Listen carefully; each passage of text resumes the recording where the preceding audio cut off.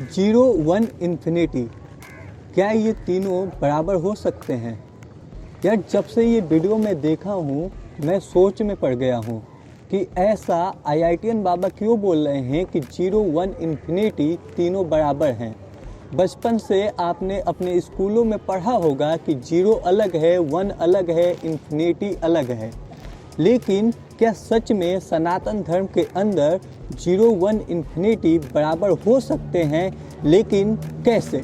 तो आइए जानते हैं कैसे अध्यात्म की दुनिया में जीरो, वन और इन्फिनिटी समान है। तो सबसे पहले हम जानते हैं कि जीरो कैसे इन्फिनिटी है। तो एक बहुत ही सिंपल सा साधारण एग्जाम्पल मैं आपके सामने रखने वाला हूँ जिससे कि आप समझ पाएंगे कि जीरो कैसे इन्फिनिटी बनती है। मान लीजिए कि आपके पास एक खाली ज़मीन है। जीरो मतलब क्या होता है?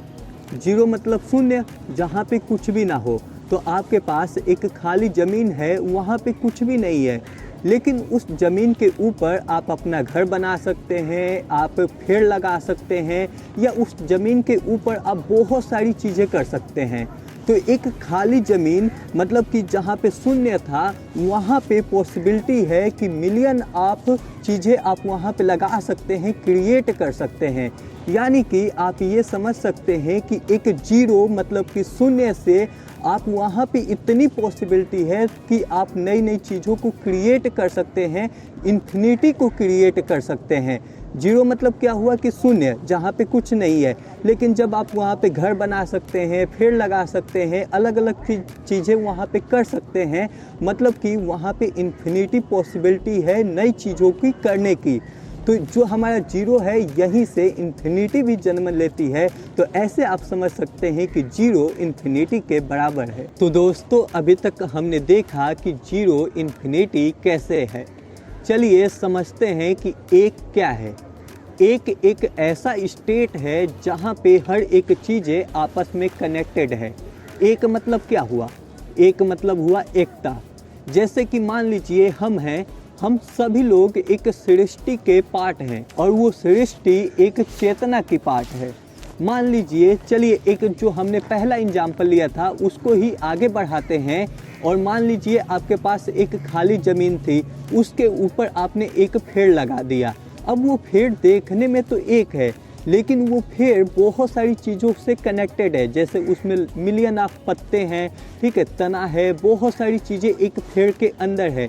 तो उस वन के अंदर इन्फिनिटी है, ठीक है। तो आप समझ सकते हैं कि एक के अंदर भी इन्फिनिटी है। तो आप बोल सकते हैं एक भी इन्फिनिटी के बराबर है। तो दोस्तों चलिए सबसे इम्पोर्टेंट पॉइंट के ऊपर चलते हैं। अभी तक हमने समझा कि जीरो, वन के बारे में तो आपको समझ में आ गया, लेकिन समझते हैं कि इन्फिनिटी क्या है।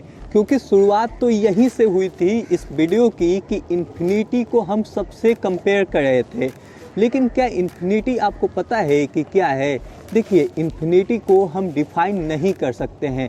इन्फिनिटी मतलब अनंत पॉसिबिलिटी, मतलब बहुत सारी पॉसिबिलिटी है, इसको आप डिफाइन नहीं कर सकते। जो एग्जाम्पल हमने लिया था उससे ही समझते हैं कि इन्फिनिटी क्या है।